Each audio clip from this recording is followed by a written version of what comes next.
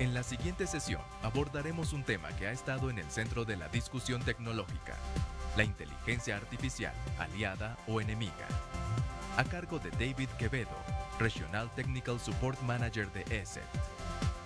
Hola, mi nombre es David Quevedo y bueno, hoy vamos a hablarles un poquito de cómo se imaginan inteligencia artificial, pero alrededor del tiempo, más bien, ¿será un aliado o un enemigo?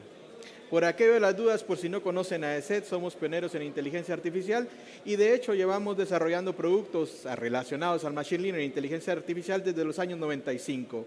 Y el que pega primero en inteligencia artificial lleva la delantera, porque la masificación de los datos y las redes neurales son más precisas y más efectivas mientras más años tengas en el mercado, y nosotros tenemos mucho, ¿no? Bueno, pero hablando de inteligencia artificial, cuando empezamos a preguntarnos, hey, ¿será un aliado, será un enemigo? Empezamos a preguntarnos cómo te imaginas la inteligencia artificial.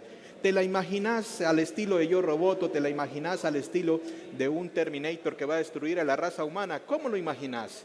Y si empezamos a hablar de la vida real, las cosas, por lo menos al momento, resultan ser un tanto diferentes.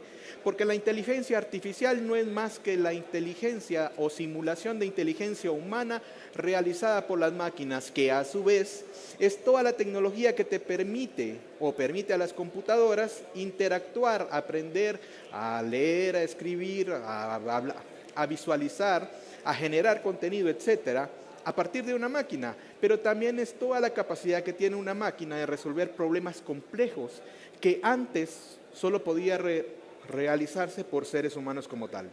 Bueno, pero si enfocamos un poco en esto, tenemos que hablar con precisión que esto no es nuevo. Este concepto se inventó o se ideó en el año 1956, y si buscamos la línea del tiempo hay un movimiento que pueden leer un poco más en detalle para no caer en creer tanta mentira que se dice que esto es algo realmente nuevo. No es nuevo. El concepto es anterior y de hecho lo que tienes hoy en día, o el concepto de inteligencia artificial que tienes, se denomina Deep Learning, que está relacionado directamente a redes neurales. Pero bueno, un poquito de historia nada más para hablar. Ahora, ¿por qué se hace tendencia a la inteligencia artificial hoy en día? Algunos podrán creer, porque es buena. Otros podrán creer, porque me ayuda en mi trabajo. Pero la realidad es otra. Antes, hace un par de años atrás, nosotros teníamos a una inteligencia mediana en las computadoras integrada, pero que tenía un poder de cómputo limitado y que tenía datos limitados por la existencia o la limitación de la tecnología. Sin embargo, el avance del Internet, el avance tecnológico, el avance de los anchos de banda, cambió el panorama completamente. Y obviamente me permitió también desarrollar nuevos productos, desarrollar nuevos sistemas, pero a su vez permitió también propagar esta información. Las redes sociales te permitieron propagar el conocimiento de nuevas tecnologías y de nuevos sistemas, porque obviamente había hardware más robusto y capaz de procesar millones de datos.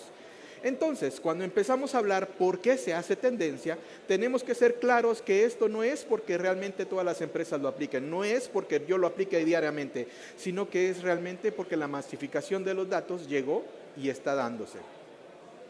Conceptualmente, Machine Learning, inteligencia artificial, ¿de dónde parte?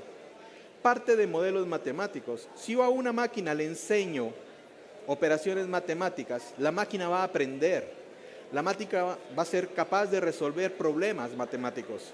Pero si a su vez estos modelos matemáticos le enseño tareas cotidianas, por ejemplo, le enseño a jugar ajedrez, esta máquina va a aprender igualmente, va a entablar partidas y va a volverse un tanto inteligente. Y esto se le denominaba la primera etapa de la inteligencia artificial, o lo que nosotros empezamos a conocer como Machine Learning hace unos años atrás, ¿no? Pero el problema es que esto sigue en evolución, al grado de que hay nuevas cosas por contar. Y las nuevas cosas por contar están relacionadas al Deep Learning y la inteligencia artificial, pero no es precisa del todo. Y cuando una máquina no es precisa, o la inteligencia artificial podemos decir que no es precisa, hay un sesgo de información y a esto se denomina como alucinación de la inteligencia artificial. Ejemplos de estas alucinaciones locas que hace: si yo, por ejemplo, agarro un bot basado en LLM y le pregunto, hey, mira, ¿qué tal fue la temporada de Rafa Márquez en el Real Madrid? ¿Qué me contesta? Me contesta con una alucinación. Me dice que jugó muy bien, pero nunca lo hizo. Y ojo con los retos de la inteligencia artificial. Son modelos matemáticos y no todo el tiempo van a ser precisos exactamente, porque dependen de modelos de entrenamiento previos y dependen de redes neuronales conectadas. Al final de la historia, entonces, esto tiene que evolucionar, pero la evolución representa problemas, representa retos y también representa oportunidades. Ahora, ¿cuál es la etapa siguiente? La inteligencia artificial generativa. ¿Y a qué se le llama inteligencia generativa? Bueno, la inteligencia generativa se basa en que tú vas a encontrar capacidad en las máquinas de construir o reconstruir, o reproducir o producir determinada información a partir de texto, a partir de imágenes, a partir de video, a partir de código fuente. ¿Y qué relación tiene esto con ustedes? ¿Qué relación tiene esto con el medio? Empiezan las cosas interesantes entonces, porque esta, señores, es la segunda etapa de la inteligencia artificial. Esto se basa en redes neurales, esto ya es un paso más antes de inteligencia total absoluta. Y resulta ser que entonces tú puedes ingresar texto y como resultado vas a recibir texto nuevo. Puedes ingresar imágenes y como resultado vas a obtener diferentes imágenes. A partir de ello puedes combinar la imagen de una personalidad con otra imagen y obtener diferentes imágenes. Puedes empezar a generar video, en particular puedes hacer que un actor haga ciertas cosas que tú quieras sin que sea el actor el que lo hizo. Puedes generar código fuente a partir de código fuente viejo o a partir de instrucciones detalladas nuevas. Ah, sí, qué interesante, qué lindo que todo esto se pueda hacer. Pero veamos el detrás de. Si yo le pregunto en la primera etapa de la IA generativa, me baso en las redes neurales generativas. Y estas redes son un conjunto de dispositivos o sensores, múltiples equipitos por ahí, que me permiten predecir el resultado de algo. En este caso, predecir si es un gato o es un perro. Pero hablé de varios equipos, hablé de redes neurales. Esto es parte de. Si yo empiezo a formular más cosas que están involucradas, puedo hablar de los transformadores generativos presentativos. Ahora, ¿qué son los GPT? ¿Han escuchado el nombre GPT? Bueno, ya saben, es esto. ¿Qué significa? Que puedo utilizar modelos estadísticos capaces de entender el lenguaje humano. Si yo sigo avanzando, me encuentro entonces con las redes antagónicas generativas. ¿Y qué significa esto? Que yo puedo construir o reconstruir información a partir de otra información previa o de información que conocen las redes neurales. Y empieza el concepto. Bueno, empecemos a entender de mejor manera. Pero, a su vez, esto representa riesgos. ¿Sí? Esto representa riesgos porque en la vida cotidiana tú te vas a encontrar con que no todo lo que hace la inteligencia artificial o la generación de contenido basado en inteligencia es legal o puede considerarse legal.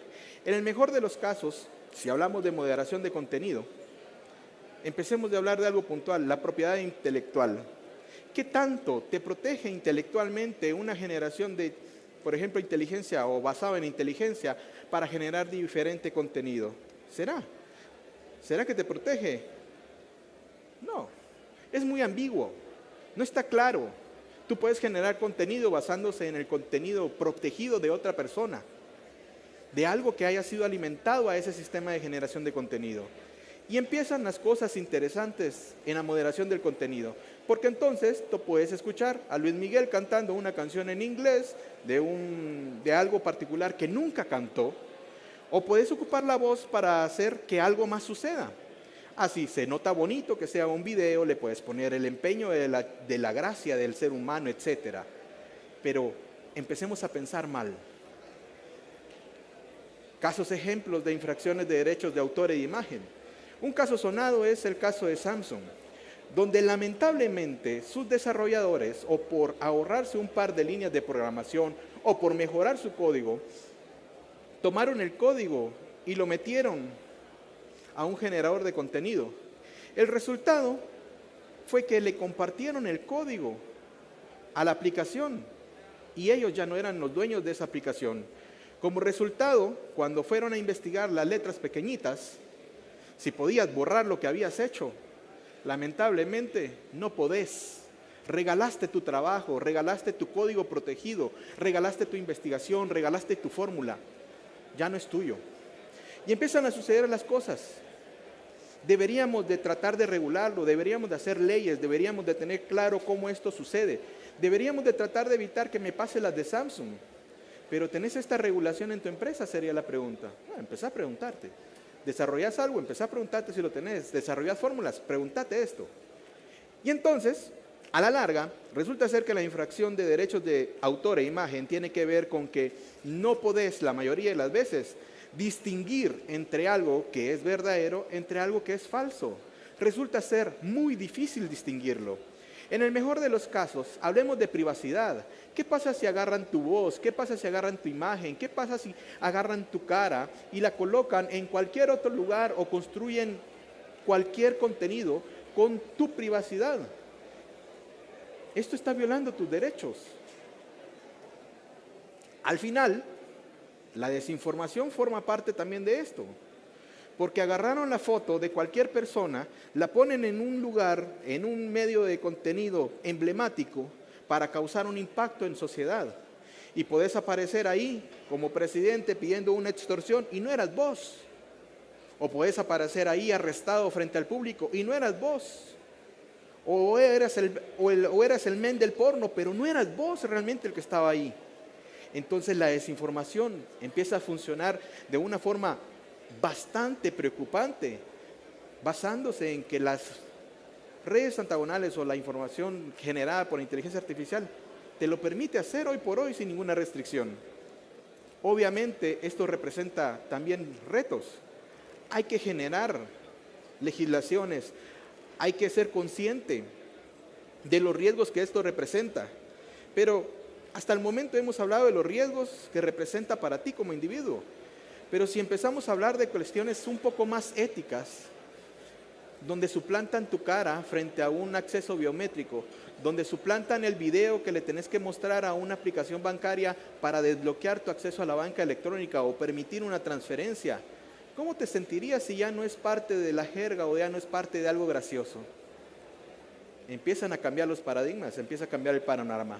Y entonces te topas con algo que es preocupante. ¿Qué pasa si la inteligencia artificial generativa se ocupa para fines maliciosos? ¿Qué pasa si entonces hay una inteligencia artificial ofensiva ocupada en tu contra, ocupada en contra de tu empresa? Y entonces empezamos a hablar de los stages, empezamos a hablar de los problemas reales. Empecemos a hablar de ingeniería social.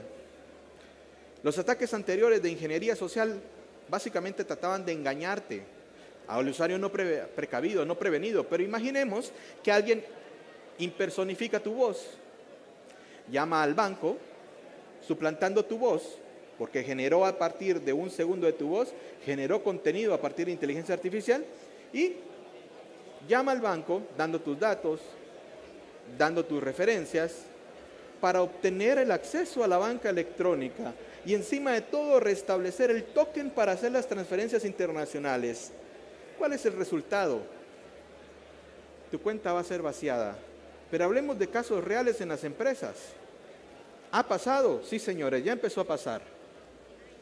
Y otro tipo de ataque, algo sencillo, llaman a tu asistente contable, tú sos el CEO de una empresa, la llama a una máquina, o le ponen la voz de la máquina, pero es tu voz, y pide una transferencia. Y después cuando vos revisás tus cuentas, no fuiste vos, pero fue tu voz. Al final, esto está pasando ya, y obviamente representa riesgos. Uno de los riesgos más graves que no lo tienen en cuenta muchas de las empresas es el acceso mediante contraseñas generadas por inteligencia.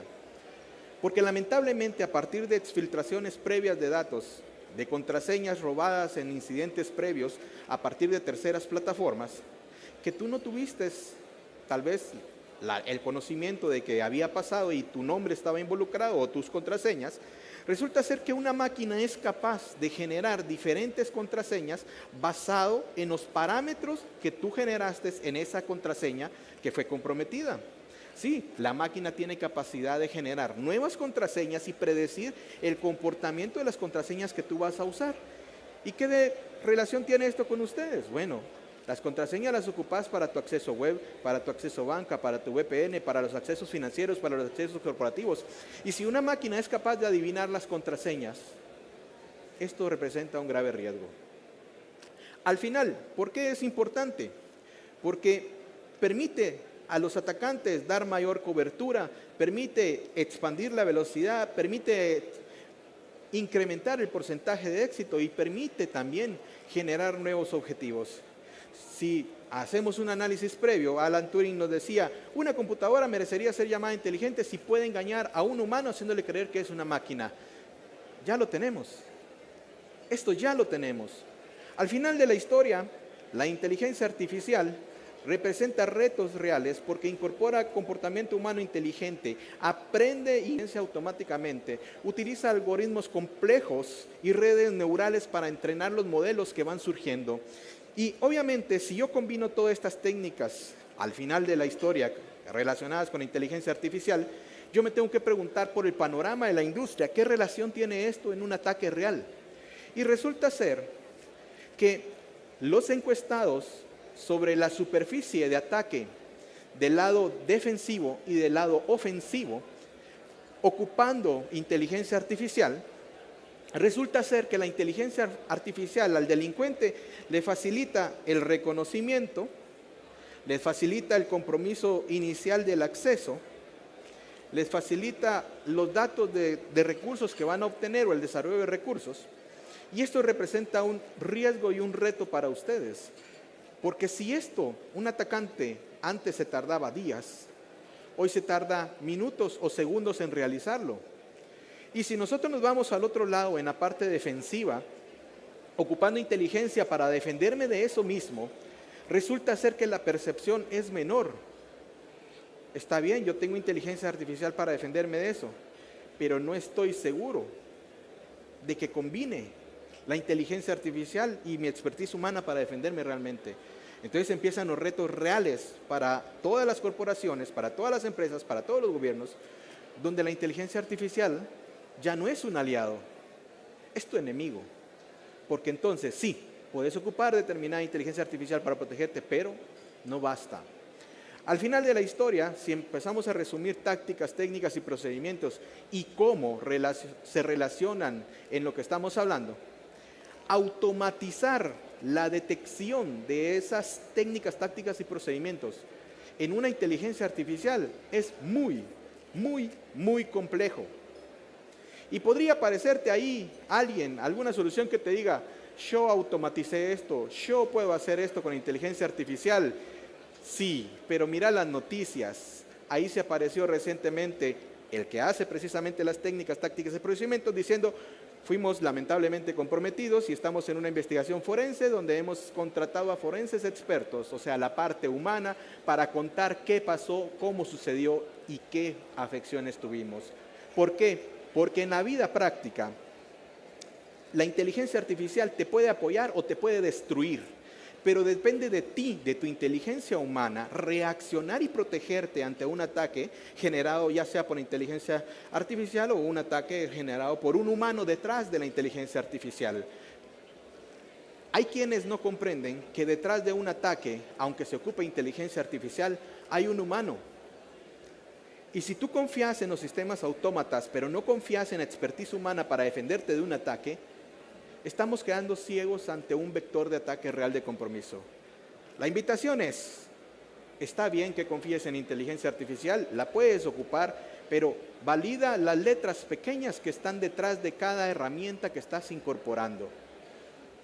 Si vas a confiar en una herramienta que esté conectada a redes neurales, asegúrate que no te pase lo de Samsung. Si vas a confiar en una herramienta fuera de borda, por ejemplo, de las que te promueven la letra G o la letra T, está bien, está fuera de borda y la tenés adentro, en un ambiente controlado. Pero tu estrategia tiene que ir orientada a qué riesgo quieres correr como empresa, como institución.